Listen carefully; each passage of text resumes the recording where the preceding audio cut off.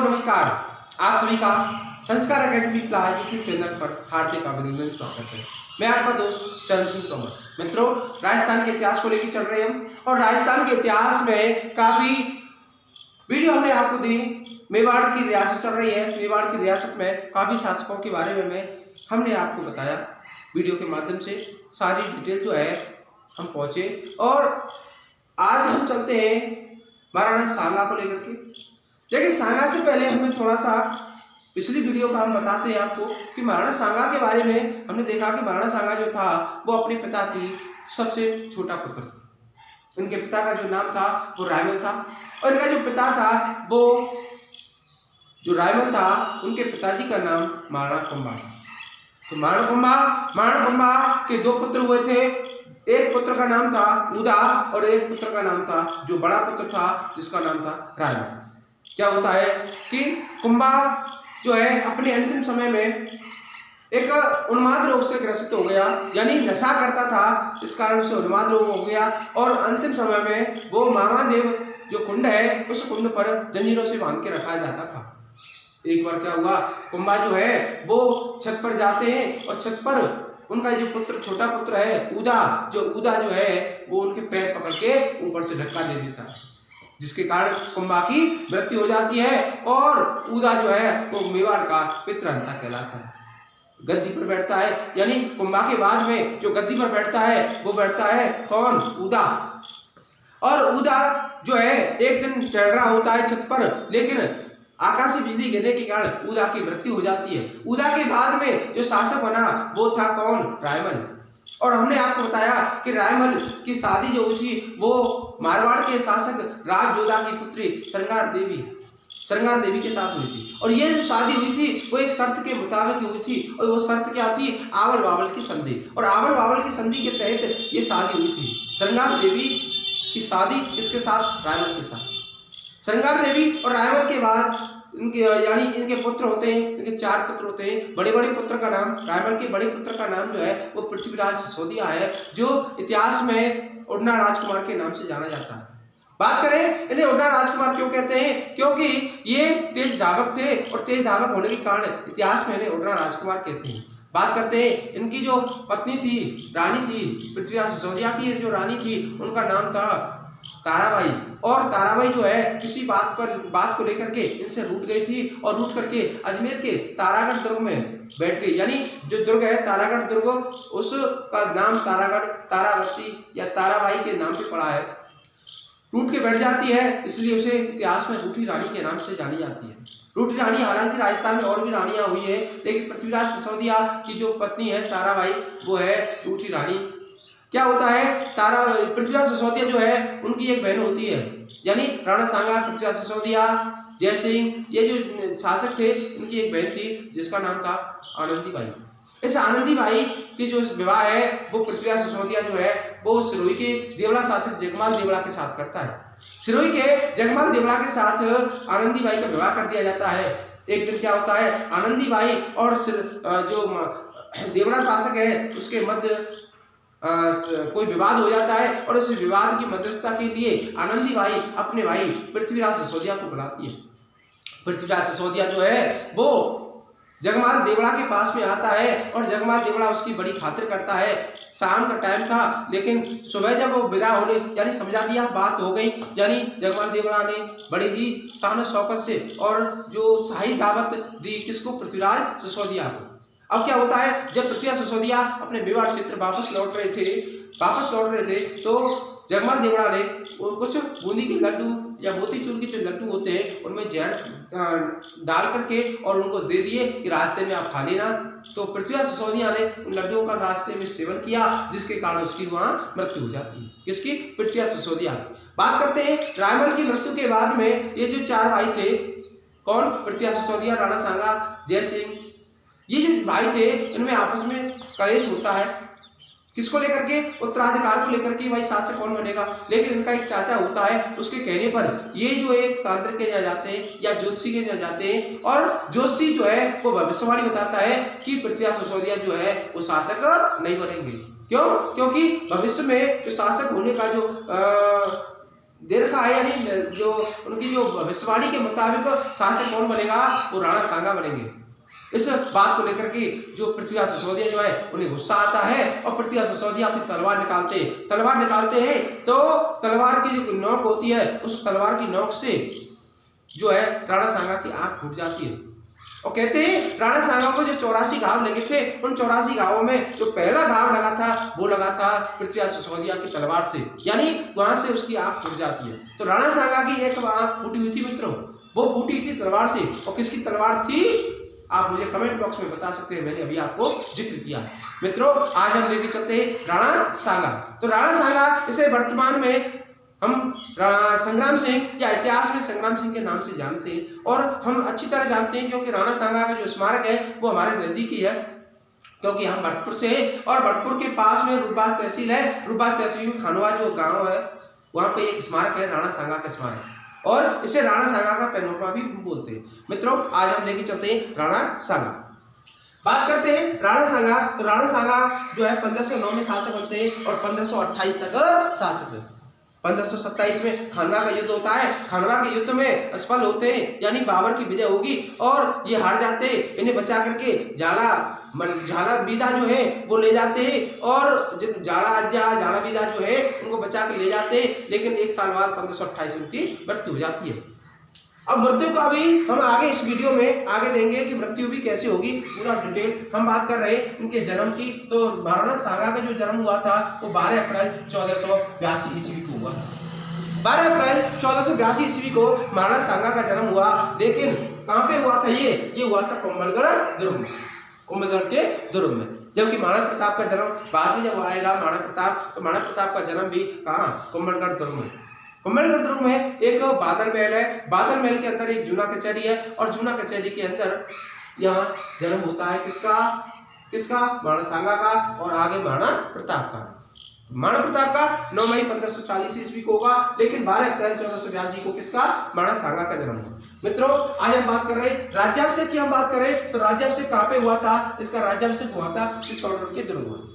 हम बात करें कि अगर हम राणा सांगा के बारे में देखें तो मित्रों इनका जो राज्याभिषेक हुआ था वो कहाँ पे हुआ था? चित्तौड़गढ़ के दुर्ग में। अब हम बात कर रहे हैं पृथ्वीराज सिसोदिया के साथ जो बहसे, यानी कि अब हम बात करें कि भाई जो राणा सांगा है उनका जो प्रारंभिक जो जीवन था, प्रारंभिक जीवन कैसा बीता। अब हम बात करें प्रारंभिक जीवन की, तो हमने अभी आपको बताया था कि राणा सांगा का बड़ा भाई था पृथ्वीराज सिसोदिया और उस पृथ्वीराज सिसोदिया के बहसे ये जो है वो अजमेर के जंगलों में भाग जाते हैं। तो यानी कि ये जो है अपना जो प्रारंभिक जीवन जो जीते हैं वो जंगलों में जीते हैं और जंगलों में आगे चल के देखिए मित्रों, आगे चल के एक व्यक्ति बनता है यानी करमचंद पवार।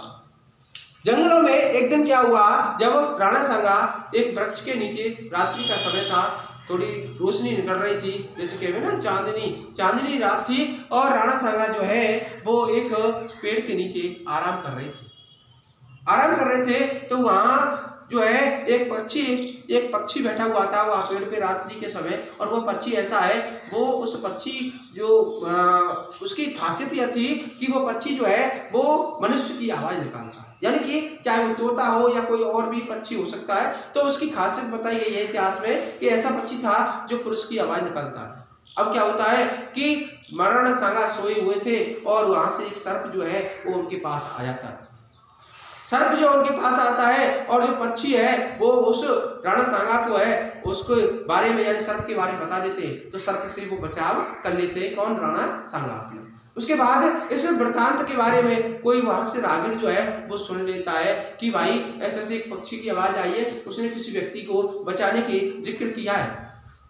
उसके बाद में ये बातें जो है वहाँ जंगलों में एक व्यक्ति रहते थे, यानी जो भीलों के जो शासक होते हैं ऐसे ही एक व्यक्ति थे, उनका नाम था करमचंद पवार। और करमचंद पवार जो है उन्हें जब वृत्तांत सुनाया गया, जब पता चला, तो करमचंद पवार ये जो है वो राणा सांगा को अपना आश्रय देते हैं, यानी अपनी शरण में ले लेते हैं। राणा सांगा शासक थे ही, तो राणा सांगा का जो तेज देख करके उन्हें लगा कि ये कहीं ना कहीं के शासक है, यानी करमचंद पवार को महसूस होता है कि ये कहीं ना कहीं के शासक है, तो इनकी जो मदद की जाती है। और राणा सांगा का जो है वो अपनी पुत्री का जो विवाह है राणा सांगा के साथ कर देते हैं। बाद में क्या होता है, करमचंद पवार जो है वो उनको सहायता देता है, यानी हर प्रकार की सहायता मिलती है, सैनिक सहायता, पैसे से यानी आर्थिक सहायता भी मिलती है। और इस सहायता के बावजूद जब पृथ्वीराज सिसोदिया की मृत्यु हो जाती है तो ये जो है वो मेवाड़ के शासक बनते हैं। कौन? राणा सांगा। तो हमने आप बताया आपको कि चित्तौड़गढ़ के दौर में इनका क्या हुआ, राज्याभिषेक हुआ। और किसकी सहायता से? करमचंद पवार की सहायता से। अब क्या हुआ, करमचंद पवार की सहायता से ये शासक बन गए तो इन्होंने करमचंद पवार को अपने दरबार में मुख्य प्रधानमंत्री का पद दिया। और सबसे पहले मुख्य बात यह है कि इन्होंने करमचंद पवार को रावण की उपाधि से नवाजा, यानी रावण की उपाधि प्रदान की किसको? करमचंद पवार को। ठीक है सर, आगे चलते हैं। Colonel James Tod. तो कर्नल जेम्स टॉड ने राणा सांगा को सैनिकों का भग्नावशेष कहा। कर्नल जेम्स टॉड इतिहासकार जो है उन्होंने राणा सांगा के बारे में कहा है कि राणा सांगा जो है वो सैनिकों के भग्नावशेष है। क्यों? क्योंकि उनके अंदर कहते हैं कि 84 घाव लगे थे और ऐसे भग्न अवस्था थी, इस कारण उनको सैनिकों का भग्नावशेष बोलते हैं। कौन? Colonel James Tod. अब बात करें उनकी कुछ उपाधियां हैं, जैसे हिंदू पथ जो उपाधियां हैं ये प्रदान की गई थी किनको? राणा सांगा।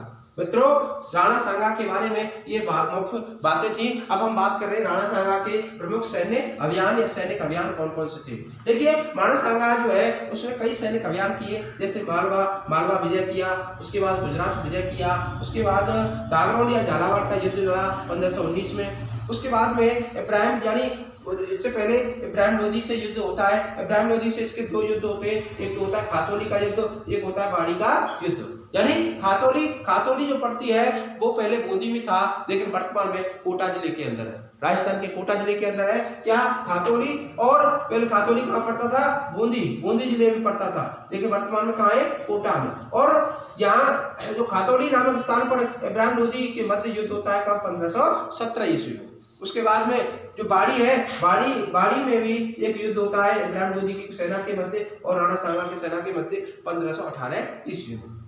उसके बाद में हम देखें बाबर से संघर्ष हुआ है, किसका? राणा सांगा। और बाबर से जो संघर्ष हुआ है वो बहुत ही महत्वपूर्ण है। क्यों? बाबर के संघर्ष के बाद, बाबर के युद्ध के बाद जो है मुगलों की सत्ता जो है राजस्थान में स्थापित हो जाती है। और कहते हैं कि अगर इस युद्ध में, यानी खानवा का युद्ध होता है बाबर का और राणा सांगा के मध्य, इस खानवा के युद्ध में अगर राणा सांगा की विजय हो जाती तो ये जो है मुगलों का जो वंश चला यहाँ पे वो पहले ही खत्म हो जाता।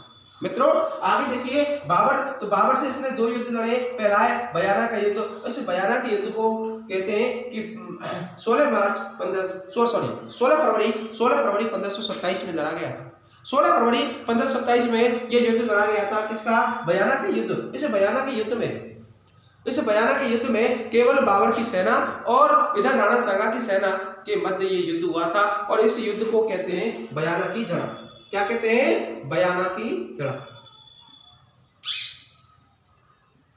उसके बाद में एक बहुत ही निर्णायक युद्ध होगा, बाद में हम पढ़ाएंगे, पूरा डिटेल से पढ़ाएंगे कि खानवा का युद्ध होगा। और खानवा जो का युद्ध होता है वो होता है 1527 ईस्वी।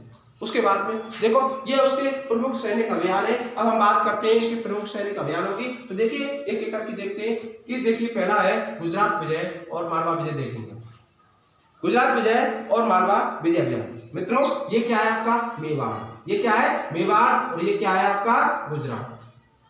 मेवाड़। अब देखिए मेवाड़ का गुजरात के साथ क्या था जिसके कारण वो विजय अभियान करने पड़े राणा सांगा को।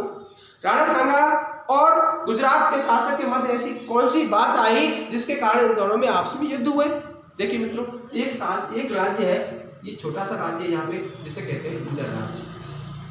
ईडर राज्य। और ईडर राज्य के शासक की मृत्यु के बाद में वो उसके दो पुत्र, यानी रायमल, ये रायमल मित्रों, ये उनके पिताजी की बात नहीं कर रहे हम, ईडर राज्य के शासक हैं, यानी जो शासक थे उनके पुत्र हैं रायमल, और एक का नाम था भारमल। और ये भारमल, ये वो नहीं है, कहाँ आमेर के शासक भारमल नहीं है, ये है ईडर राज्य के। अब बात करते हैं, ये जो है एक है भारमल और दूसरा था रायमल, यानी ईडर राज्य के दो उत्तराधिकारी थे। अब ये जो दोनों में संघर्ष था कि भाई ईडर का जो है शासक कौन बने।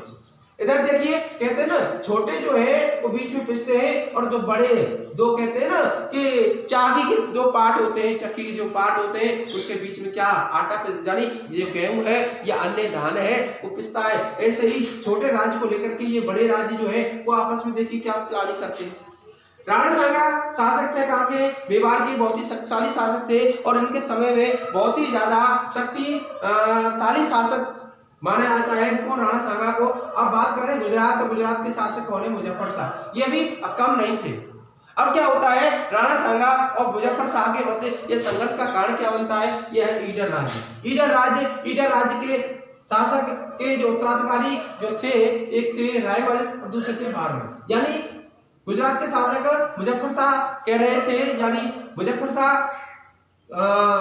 जो है अपना पूरा पावर जो है वो बारमल को शासक बनाने में करते हैं, यानी बारमल को शासक बनाना चाहते हैं कौन, मुजफ्फर शाह। और जो राणा सांगा जो है वो रायमल को उत्तराधिकारी बनाना चाहते हैं। अब क्या होता है, इस उत्तराधिकार यानी इसको लेकर के रायमल के साथ कौन थे, राणा सांगा, और बारमल के साथ मुजफ्फर शाह। इन दोनों के मध्य यानी गुजरात और मेवाड़ की सेना के मध्य संघर्ष होता है मित्रों। और क्या होता है, राणा सांगा की सेना जो है जो विजयी होती है और विजय प्राप्त करती है, और रायमल जो है रायमल को ईडर का शासक बना दिया जाता है। तो ये विजय है मित्रों कौन सी, गुजरात विजय। अब हम बात करते हैं ये स्थान है कौन सा, मालवा। और मालवा को हम कहते हैं मांडू मालवा। और मालवा जो है वो एमपी, वर्तमान में हम कहते हैं मध्य प्रदेश एमपी, वो इसी क्षेत्र को कहते हैं मित्रों। यह है मालवा, और मालवा के शासक होते हैं महमूद खिलजी प्रथम। इस महमूद खिलजी प्रथम से राणा सांगा का संघर्ष क्यों हुआ, इसका एक कारण था। इसका कारण भी ईडर राज्य जैसा ही था कि एक छोटा सा राज्य था जिसको कहते हैं चंदेरी। एक छोटा सा राज्य था जिसका नाम था चंदेरी, और चंदेरी के शासक हुआ करते थे राजा मेदिनी राय। अब क्या था कि महमूद खिलजी प्रथम जो है वो इस चंदेरी पर अपना अधिकार जमाना चाहता था। महमूद खिलजी प्रथम मालवा का शासक चंदेरी पर अपना अधिकार जमाना चाहता था, लेकिन ये मेदिनी राय जो है वो किसके मित्र थे, वो राणा सांगा के मित्र हुआ करते थे। राणा सांगा को सहयोग किया करते थे, राणा सांगा के मित्र थे। तो राणा सांगा ने मेदिनी राय को क्या दिया, सहयोग किया, यानी मेदिनी राय का सहयोग किया और महमूद खिलजी को पराजित किया। और ये जो है स्थायी शासन जो है चंदेरी पर, स्थायी शासन किसका हो जाता है, राजा मेदिनी राय का हो जाता है। तो ये रही मित्रों गुजरात और मालवा विजय के बारे में पूरी चर्चा। अब हम बात करते हैं, देखिए ये जो है इब्राहिम लोदी के साथ भी राणा सांगा के कुछ संघर्ष चले हैं, इब्राहिम लोदी के साथ में। और इब्राहिम लोदी आप जानते ही हैं, लोदी वंश का जो अंतिम शासक इब्राहिम लोदी है, और इब्राहिम लोदी के साथ बाबर के भी संघर्ष है। मैं अभी आपको बताऊंगा बाबर के साथ भी कौन सा युद्ध हुआ है। देखिए अगर हम बात करें, देखिए ये स्थान कौन सा है, ये दिल्ली है, और दिल्ली पर सल्तनत यानी सल्तनत कौन सी चल रही है, लोधी वंश। सल्तनत में लोधी वंश है, और लोधी वंश के शासक कौन है, इब्राहिम लोधी है। और इधर मेवाड़ है, और मेवाड़ के शासक कौन है, राणा सांगा। मेवाड़ के शासक है राणा सांगा। अब क्या होता है मित्रों, राणा सांगा जो है वो इधर अपने क्षेत्र के, यानी अपने बात करें अपने क्षेत्रों में पूरे नामी और विजयी शासक है। बहुत ही ज्यादा इनकी शक्ति जो है बहुत ज्यादा मजबूत थी। और इब्राहिम लोदी को लगा कि भाई अगर राणा सांगा जो है वो ऐसे ही विजय अभियान करता रहा तो किसी दिन मेरे शासन पे भी आंच आ सकती है, तो क्या होता है, इब्राहिम लोदी जो है वो इसी उद्देश्य को ध्यान में रखते हुए मेवाड़ पे अटैक करता है। यानी इब्राहिम लोदी वर्सेस राणा सांगा के मध्य युद्ध होते हैं। और ये युद्ध जो है वो दो युद्ध होंगे मित्रों। पहला युद्ध होता है खातौली का युद्ध। पहला युद्ध है मित्रों खातौली का, जो मैंने आपको बताया खातौली का युद्ध। और खातौली नामक स्थान कहाँ है, वो बूंदी में है, मतलब बूंदी में था। लेकिन अब वर्तमान की स्थिति देखें तो वर्तमान में राजस्थान के कोटा जिले में पड़ता है खातौली। ठीक है, अब हमें याद करने तो खात की बूंदी, ठीक है, याद कैसे करेंगे, खात की बूंदी। अब बात करें, यह 1517 ईस्वी में धरा गया था। राणा सांगा इसमें विजयी हुए, यानी इब्राहिम लोदी और राणा सांगा के मध्य खातौली का युद्ध होता है 1517 ईस्वी में। और इस विजय में, यानी इस युद्ध में विजय किसकी होगी, वो होगी राणा सांगा की। राणा सांगा विजय हो जाते हैं। उसके बाद क्या होता है, अगले ही साल 1518 ईस्वी में बाड़ी, और बाड़ी जो पड़ता है राजस्थान के धौलपुर जिले के अंदर एक तहसील है बाड़ी। बाड़ी धौलपुर में पड़ता है। और धौलपुर में बाड़ी में एक स्थान पर क्या होता है 1518 ईस्वी में मियां माखन और मियां हुसैन, ये दो व्यक्ति थे जो इब्राहिम लोदी के द्वारा नियुक्त किए गए थे। यानी इस युद्ध में इब्राहिम लोदी स्वयं नहीं आया था, क्योंकि पहले पराजित होके गया है, वो शर्म के मारे नहीं आया कि मैं दोबारा भी पता नहीं पराजित होगा, 100% उसे पता था। लेकिन उसने क्या किया, मियां माखन और मियां हुसैन को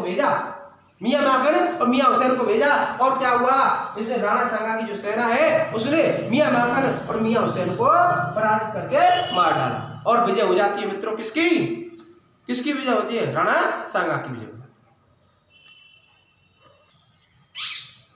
राणा सांगा का आगे का युद्ध है वो है बयाना का युद्ध। मित्रों बयाना का युद्ध अगर समय देखा जाए 16 फरवरी 1527 ईस्वी में चला गया था। बयाना का युद्ध जो है वो 16 फरवरी 1527 में चला गया था। अब बात करते हैं कि बयाना का युद्ध जो हो गया था, यानी दिल्ली का शासक कौन था उस टाइम। बयाना का युद्ध किन किन के मध्य हुआ, प्रश्न आता है बयाना का युद्ध किन किन के मध्य हुआ। तो बयाना का युद्ध हुआ था किन के मध्य, राणा सांगा की सेना और बाबर की सेना के मध्य।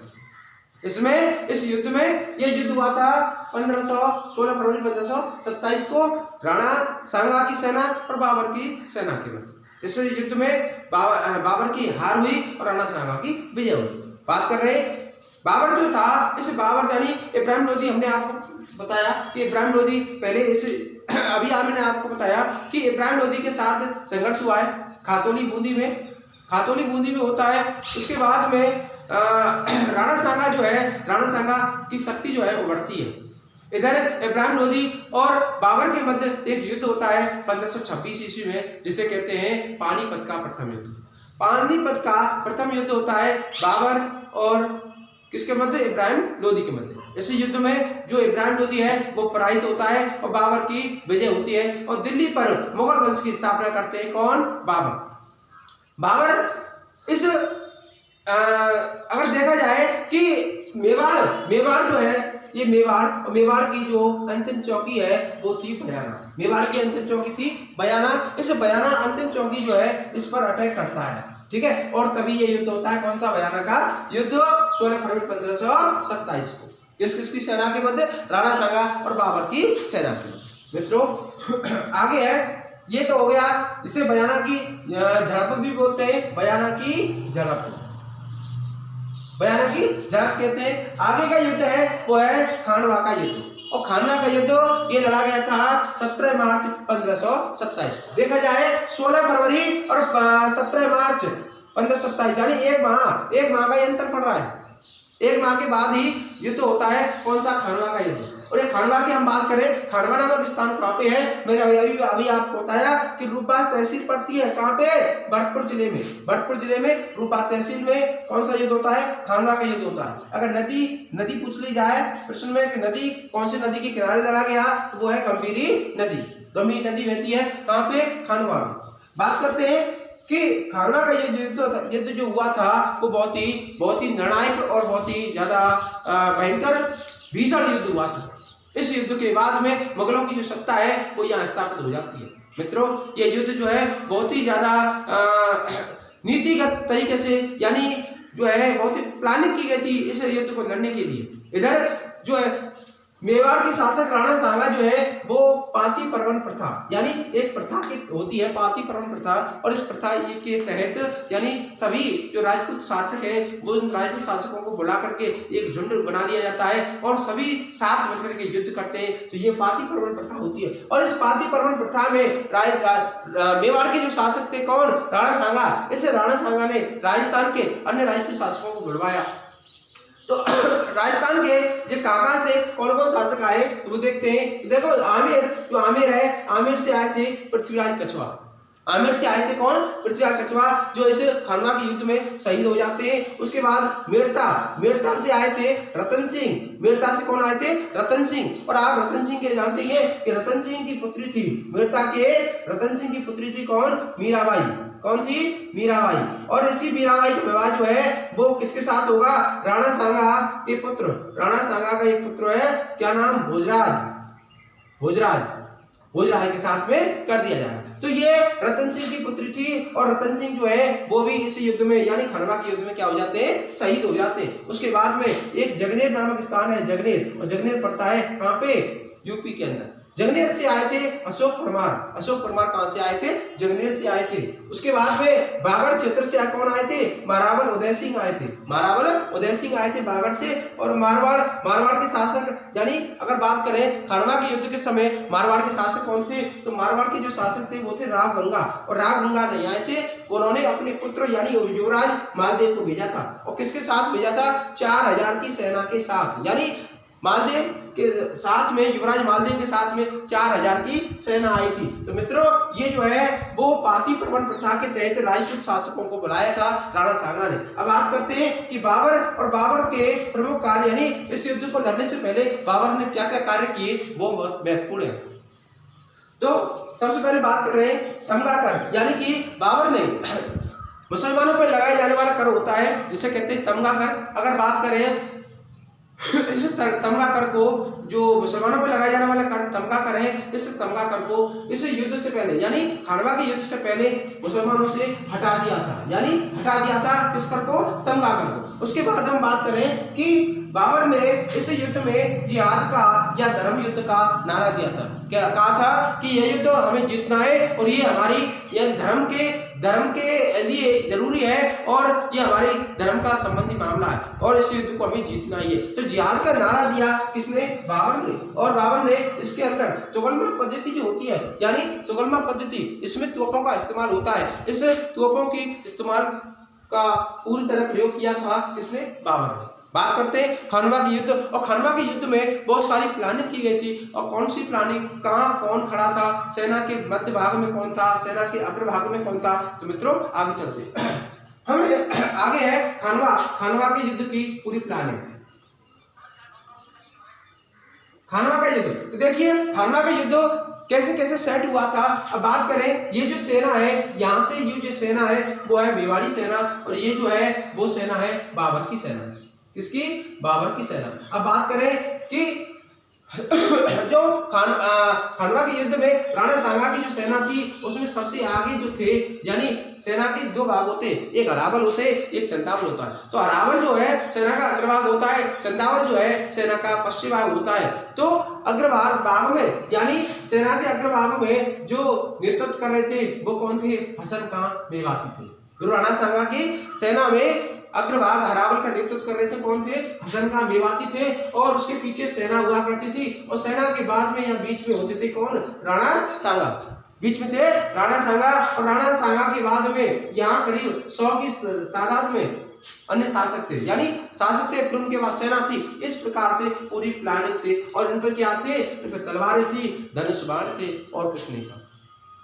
उसके बाद हम बात करें इधर दूसरी साइड में कौन की, बाबर की जो सेना है, बाबर की सेना की व्यवस्था क्या थी। सबसे पहले देखो यहाँ पर जो है ये आकृति जो है ना आपको दिखाई दे रही होंगी, ये आकृति को एक बैलगाड़ी हुआ करती थी और बैलगाड़ियों को कहते हैं कि वो आड़ा लगा करके वो सेट कर दिया गया और बीच में जो गैप था वहां पर रख दी गई तोपें। बीच में क्या रख दी गई, तोपें रख दी गई। मित्रों आगे कोई सेना नहीं थी, ये थी। उसके बाद में जो सैनिक हुआ करते थे, सैनिक पूरी सेना है और सेना के 107 हथियारों से लैस थी। उसके बाद में यहाँ देखिए यहाँ साइड में भी सेना है और यहाँ नीचे भी सेना है, वहां भी सेना है और नीचे भी सेना है। अब बात कर रहे हैं यहाँ की जो सेना थी वो रूमी खां के नेतृत्व में चल रही थी और नीचे वाली जो सेना थी ये इसका नेतृत्व कर रहे थे मुस्तफा खां। और मुस्तफा खां ये जो है वो मुख्य तोपची कहलाए,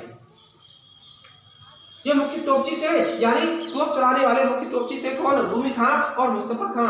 अब बात करें कि अब इधर से क्या होता, युद्ध हो रहे थे, यहाँ तीर या तलवार चल रही थी और इधर से क्या, तोपें चल रही थी। तो इस पद्धति को कहते हैं तुगलमा पद्धति और इस तुगलमा पद्धति का बाबर ने पूरी तरह इस्तेमाल किया था खनवा के युद्ध में। अब बात करते हैं यहाँ से इधर से एक तीर जाता है और एक तीर जो है जाकर के राणा सांगा के शरीर में जाके लग जाता है। इस युद्ध में बुरी तरह यानी घायल हो गए थे, यानी घाव अच्छी तरह लगे थे। और कहते हैं कि राणा सांगा को कुल 84 घाव लगे थे और जिनमें सबसे पहला घाव उसके भाई पृथ्वीराज सिसोदिया की तलवार से लगा था जिसकी आंख फूट गई थी। अब बात करते हैं इसमें एक तीर जो है वो राणा सांगा को जाके लग जाता है जिसके कारण राणा सांगा यहाँ पे मूर्छित हो जाते हैं। राणा सांगा मूर्छित हो जाते हैं और मूर्छित हो जाते हैं। इस बात का पता राम मालदेव को, यानी मालदेव कौन, ये मालदेव वो ही राम गंगा का पुत्र, मारवाड़ के शासक राम गंगा का पुत्र जो 4000 की सेना लेके आया था। तो ये जो राम मालदेव जो है वो किसको, राणा सांगा को घोड़े पे बिठा करके, यानी घोड़े पे लिटा करके और वहां से निकल लेते हैं और कहां पहुंच जाते हैं मित्रों, बसवा। बसवा कहां पड़ता है, दौसा। इधर क्या होता है, इधर जो है झाला अज्जा जो है वो किसका, राणा सांगा का मुकुट धारण कर लेता है, यानी पूरा जो वेश है वो राणा सांगा का जो पोशाक है उसको धारण कर लेता है और युद्ध में लड़ता रहता है। तो सेना को पता नहीं चलती है कि राणा सांगा है या नहीं है। तो झाला अज्जा जो है वो मुकुट धारण कर लेते। इधर क्या है, राम मालदेव घोड़े पे बिठा कर, यानी घोड़े पे लिटा करके और राणा सांगा को बसवा ले जाते हैं, दौसा में ले जाते हैं और वहां से दौसा में इलाज होता है। उसके बाद में वो पहुंच जाते कहां पे, रणथंभौर पहुंच जाते हैं। इधर क्या होता है, इधर झाला अज्जा मारे जाते हैं कुछ समय बाद और इसमें करमचंद पवार जो है वो भी शहीद हो जाते हैं मित्रों।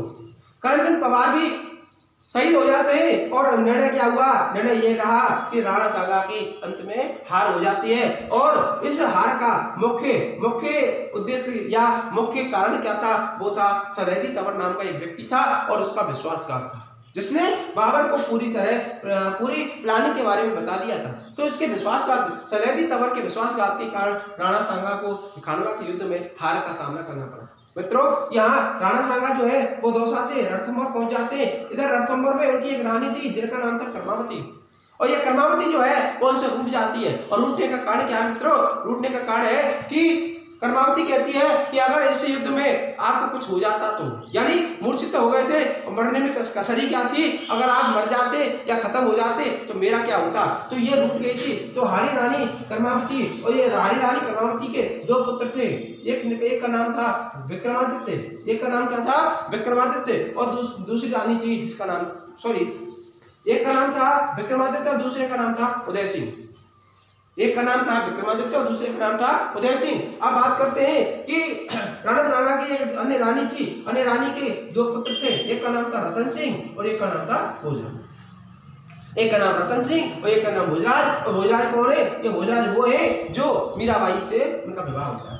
मीराबाई, तो मीराबाई से इनका विवाह होता है। ये वही भोजराज है जो शादी के कुछ समय बाद इनकी क्या हो जाती है, मृत्यु हो जाती है। उसके बाद में जो उनका कौन है, जेठ, उनका जेठ, यानी उनका जो जेठ है, जो किसका, मीराबाई का जेठ विक्रमादित्य, इनको परेशान करता है। विक्रमादित्य जो है परेशान करता है और ये जो है मीराबाई जो है अंत में क्या है, ईश्वर की भक्ति में लीन हो जाती है। ईश्वर की भक्ति में लीन हो जाती है मित्रों। कौन, मीराबाई। तो मीराबाई पत्नी किसकी थी, भोजराज की। और भोजराज किसका पुत्र था, भोजराज के राणा सांगा का, राणा सांगा की दूसरी रानी का था। अब क्या होता है, जो उदयपुर में शासन कर रहे हैं कौन, विक्रमादित्य। और विक्रमादित्य जो है इसकी हत्या भी बनवीर जो है, एक बनवीर नाम का व्यक्ति है, वो विक्रमादित्य की हत्या कर देता है। और अंत में ये उदय सिंह को मारने जाता है। तो अंत में उदय सिंह को जो मारने जाएगा मित्रों, तो उदय सिंह की जो रक्षा है वो पन्ना धाय नामक जो सेविका है अपने पुत्र चंदन का बलिदान देती है और इस उदय सिंह की रक्षा कर लेती है। अब देखना है कि क्या हुआ। इधर जो है राणा सांगा स्वस्थ हो गए, और स्वस्थ हो गए तो उनके दिमाग में बस यही था कि बाबर को बस हराना है, बाबर को हराना है। अब क्या हुआ, राणा सांगा के पास सेना भी नहीं थी, इतनी ज्यादा व्यवस्था भी नहीं थी। और बाबर तो आप पता ही है बहुत बड़ी सेना है, दिल्ली सल्तनत, दिल्ली का जो शासक है वो बहुत बड़ी सेना है, तोपें थी, बहुत सारी व्यवस्थाएं थी। लेकिन ये जो है वो राणा सांगा जो है वो बाबर को मारना चाहते हैं। इधर क्या हुआ, लोगों ने परेशान होकर के, यानी उनके साथ जो सैनिक थे उन्होंने देखा कि भाई ये तो है, ये तो खुद मरेगा लेकिन हमें भी साथ में मरवा देगा। इसलिए क्या हुआ, जब ये कहाँ जा रहे थे, ये कहीं जा रहे थे, युद्ध अभियान के लिए जा रहे थे। तो रास्ते में एक कालपी पड़ता है एमपी में, रास्ते में कालपी पड़ता है एमपी में। कालपी नामक स्थान पर जो सेना के कुछ जो लोग थे उन्होंने इनको क्या दे दिया, जहर दे दिया। और जहर के कारण इनकी क्या हो जाती है, 30 जनवरी 1528 ईस्वी को इनकी मृत्यु हो जाती है। तो 30 जनवरी 1528 ईस्वी को क्या हो जाता है मित्रों, उनकी मृत्यु हो जाती है। मृत्यु हो गई तो इनको क्या हुआ, इनका अंतिम संस्कार किया गया। और अंतिम संस्कार जो है वो मांडलगढ़ कहाँ पे, भीलवाड़ा में इनका अंतिम संस्कार किया गया और वहीं पर इनकी छतरी बनाई गई मित्रों। तो प्रश्न में पूछ लिया जाता है कि राणा सांगा की छतरी कहाँ पे है, वो है मांडलगढ़ भीलवाड़ा। कितने खम्भों की है, तो 32 खम्भों की। 32 खम्भों की छतरी। तो ये रहे मित्रों आज के हमारे शासक कौन, राणा सांगा। तो हमने राणा सांगा के युद्ध अभियान देखे, राणा सांगा की जन्म से लेकर के मृत्यु तक के सारे वृत्तांत हमें आपको बताए। अब मित्रों हम बात करते हैं कि राणा सांगा के बाद में अब जो शासक बनेंगे वो उदय सिंह चलेंगे आगे। उदय सिंह के बाद में अगले शासक निकल के आएंगे कौन, महाराणा प्रताप जो है क्रम से चलेंगे तो महाराणा प्रताप तक पहुंचेंगे मित्रों। तो आज का वीडियो हमारा इतना ही है मित्रों। हमारे YouTube चैनल जो है संस्कार एकेडमी पिपला उसको सब्सक्राइब करें, अधिक से अधिक सब्सक्राइब करें, वीडियो को लाइक करें, शेयर करें, कमेंट करें और हमारे टेलीग्राम चैनल को ज्वाइन करें। धन्यवाद।